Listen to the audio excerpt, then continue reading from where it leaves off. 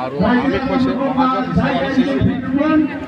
প্ৰতিশ্ৰুতি দিছে সেই প্ৰতিশ্ৰুতিবোৰ মানে সম্পূৰ্ণৰূপে 100% কাৰণে আমি চেষ্টা কৰিমেই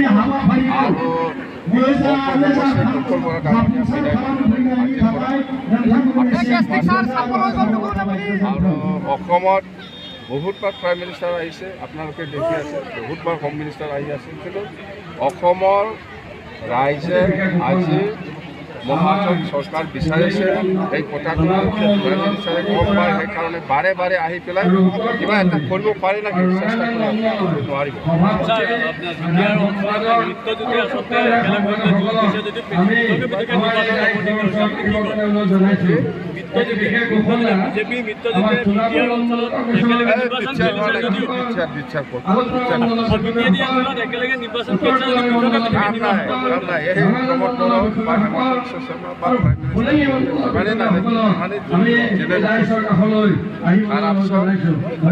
হেমন্ত বিশ্ব শৰ্মাই কৰি আছে BTC কেতিয়া ছাৰ আপোনাক প্ৰমোদ বৰুৱাই কৈছে আপুনি এইবাৰ জেললৈ যাব লাগিব।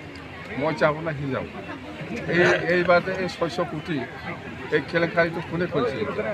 মইতো কৰা নাই, মই কৰিছে বুলি ইহঁতে মানে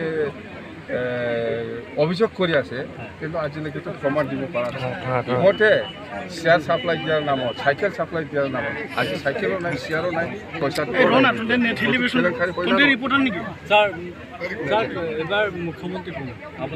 মুখ্যমন্ত্ৰী আমাৰ ৰিজাল্টৰ পিছত মহাজন হিচাপে আলোচনা হ'ব, ইয়াৰ পিছত কোন হ'ব জানিব।